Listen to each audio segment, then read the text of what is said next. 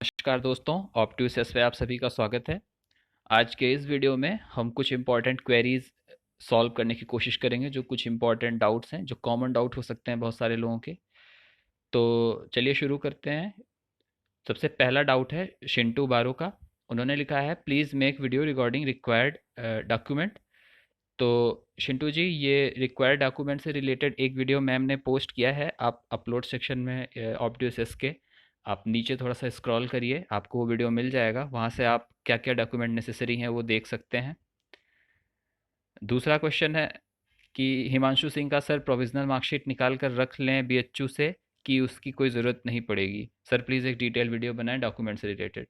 हिमांशु जी, document से related video बने हुए हैं। दूसरी चीज़, आप अपने सारे डॉक्यूमेंट्स रेडी रखिए, प्रोविजनल है तो निकाल के रखिए, क्योंकि क्या ज़रूरत पड़ जाए उस वक्त। तो सारे डॉक्यूमेंट्स आपके तैयार रहने चाहिए, जिससे वहाँ पे जो भी अपलोड करना होगा आप फटाफट अपने अपलोड कर दीजिए। तो डॉक्यूमेंट्स आप ज़रूर रेडी रखेंगे, क्योंकि काउंसलिंग में आपका कोई भी गलती नहीं होना चाहिए।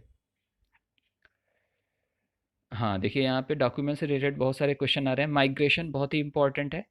आप अगर अभी जो है माइग्रेशन अगर आपको मिल गया है तो ओके है, अगर नहीं मिला है तो आप एक वहाँ पर एफिडेविट मिलता है जब भी आप काउंसलिंग करेंगे।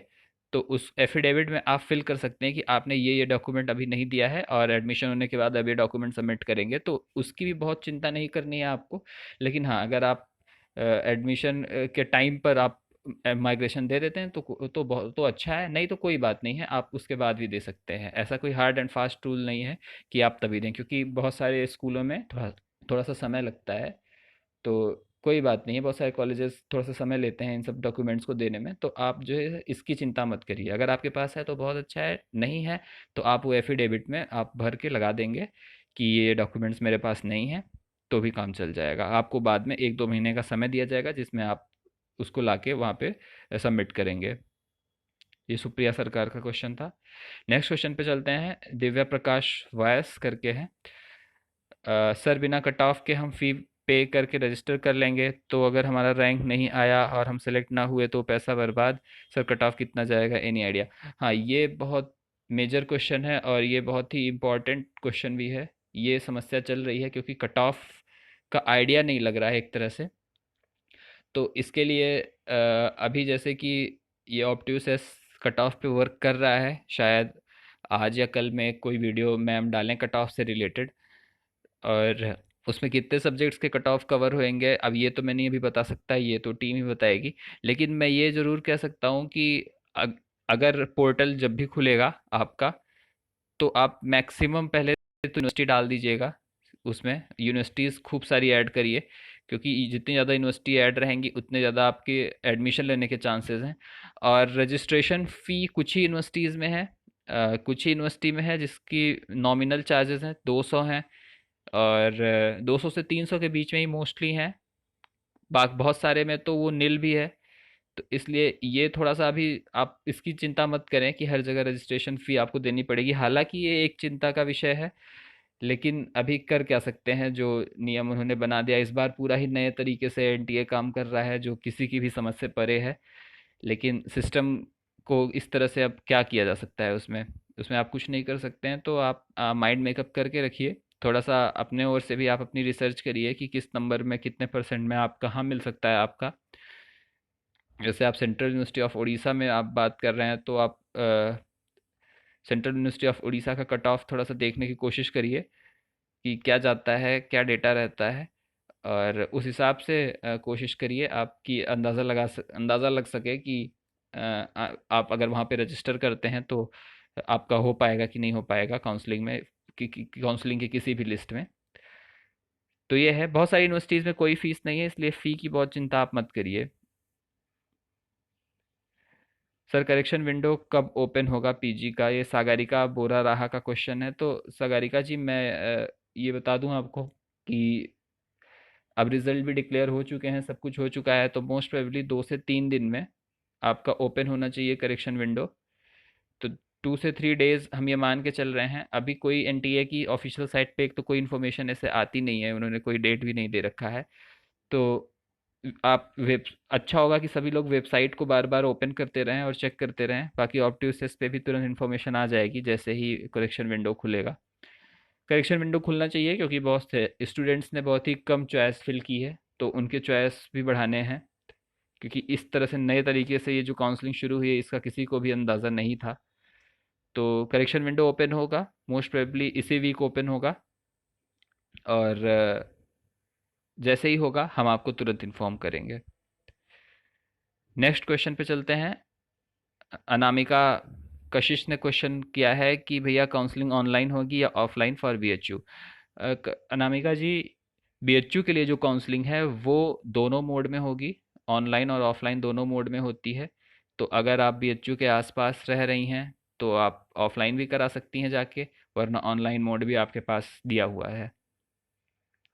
और साथ में ही जब भी आप एडमिशन या काउंसलिंग कराते हैं तो वहाँ पे जो भी उनसे रिलेटेड पर्सन होते हैं उनके फ़ोन नंबर होते हैं। तो जब भी काउंसलिंग करिएगा उसमें कोई भी इशू आपको आ रहा हो, आप उनके पास कॉल करके तुरंत ही वो इशू रिजॉल्व कर लीजिएगा। ठीक है, तो इसमें ज़रूर कोई हिचकिचाइएगा नहीं, कोई भी आपके यहाँ मन में झिझक नहीं होनी चाहिए। आपको कोई इशू आ रहा है, आप तुरंत जो हेल्पलाइन नंबर दिए हैं कॉल करिए, उनसे बात करिए, उनसे समझिए। थोड़ा सा अटेंटिव होना पड़ेगा, थोड़ा सा इस तरह के काम करने पड़ेंगे। हाँ, टीसी का मैंने बता दिया है कि डॉक्यूमेंट में टीसी भी मांगा जाएगा तो रजिस्ट्रेशन करना होगा। हाँ, रजिस्ट्रेशन के समय टीसी मांगा जाएगा। अगर आपके पास टीसी है तो आप टीसी लगा दीजिएगा, अगर आपके पास टीसी नहीं है तो वहाँ पर एक एफिडेविट आपको वो भर आते हैं जिसमें कि ये रहता है कि आपने कौन कौन से डॉक्यूमेंट्स नहीं दिए हैं, तो वो आप भर सकते हैं। वो आप भर सकते हैं विपुल जी। अगला क्वेश्चन है अनेशा रॉय का। हाँ, ये वही मैंने भी बात की कि कैसे ये बहुत ही एब्जर्ड सा काउंसलिंग प्रोसेस है कि अलग अलग रजिस्ट्रेशन फ़ी आपको पे करनी पड़ रही है अलग अलग यूनिवर्सिटी में। लेकिन बहुत सारी यूनिवर्सिटीज़ जो हैं, मैक्सिमम यूनिवर्सिटीज़ हैं, वो फ़ी निल है। अगर ये फ़ीस की बात करें तो ये केवल बीएचयू में है और शायद जेएनयू में भी थोड़ी कुछ फ़ीस है।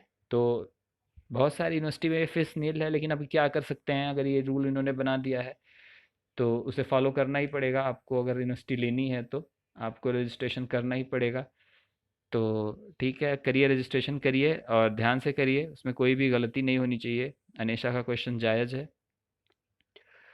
सोनू ने पूछा है कि विच डॉक्यूमेंट नीडेड फॉर काउंसलिंग। तो डॉक्यूमेंट से रिलेटेड एक वीडियो आप प्ले नीचे पा सकते हैं अपलोड सेक्शन में। सोनू, थोड़ा सा ऑप्टिवसिस को आप ओपन करिए और थोड़ा सा नीचे जाइए, शायद वहाँ पे आपको एक वीडियो मिल जाएगा इसका। शायद नहीं, श्योर ही है मिल जाएगा। जी नहीं, सारे डॉक्यूमेंट्स नहीं नेसेसरी हैं। मधु ने पूछा है sir during registration does all documents are necessary, please reply no, there is no necessity of all documents. आपके पास आपकी 10th की और 12th की मार्कशीट, ठीक है, 10th एंड 12th मार्कशीट, इसके साथ आपको यूजी की भी अगर मार्कशीट है तो वो सब, मतलब ये इंपॉर्टेंट होनी चाहिए। जैसे 10th की marksheet is use for birth certificate, as a birth certificate, तो ये बर्थ सर्टिफिकेट के रूप में यूज़ होती है।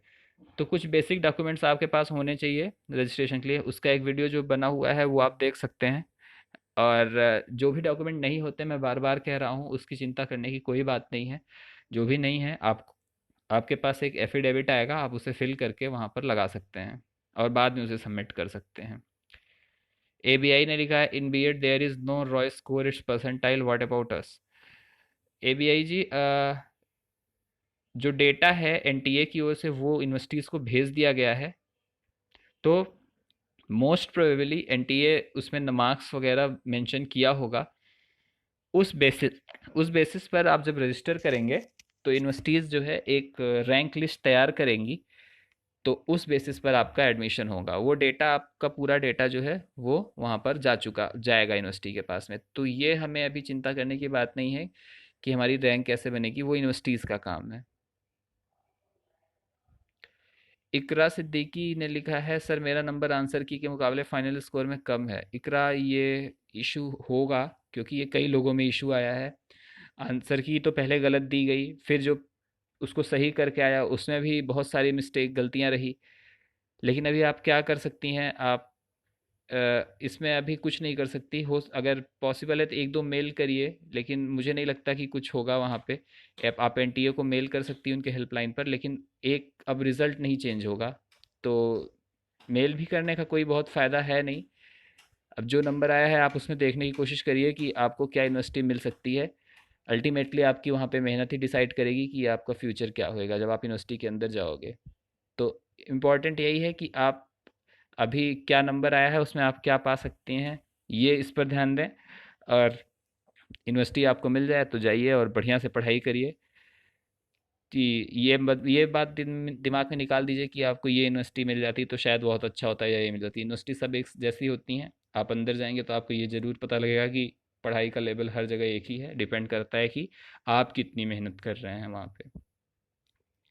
आकाश साहू ने लिखा है सर जिसमें रॉ स्कोर नहीं है परसेंटाइल है उसमें क्या होगा। जी हाँ, मैंने वही बताया कि एनटीए जो लिस्ट भेजेगी यूनिवर्सिटीज़ के पास, शायद उसमें आपकी पूरी डिटेल्स हो कि आपने कितने मार्क्स पाए हुए हैं।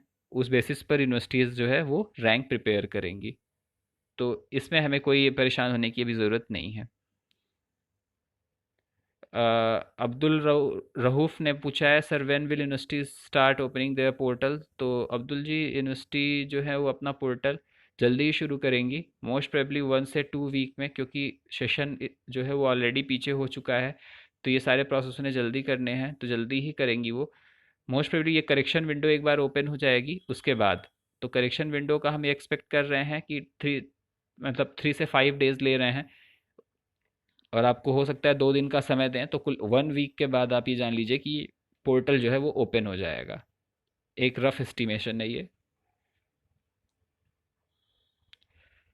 ऑल इन वन आर्ट ने कहा है कि सर एक डाउट है प्लीज़ क्लियर कर दीजिए। अगर हमें एंट्रेंस केवल बीएचयू के लिए दिया था तो क्या रिजल्ट आने के बाद रजिस्ट्रेशन केवल बीएचयू में कर सकते हैं और भी यूनिवर्सिटी में कर सकते हैं। देखिए, अगर आपने वहाँ पर जब रजिस्ट्रेशन किया था फॉर्म भरते वक्त उसमें केवल बीएचयू लिखा था तो केवल अभी बीएचयू के लिए ही आप कर सकते हैं।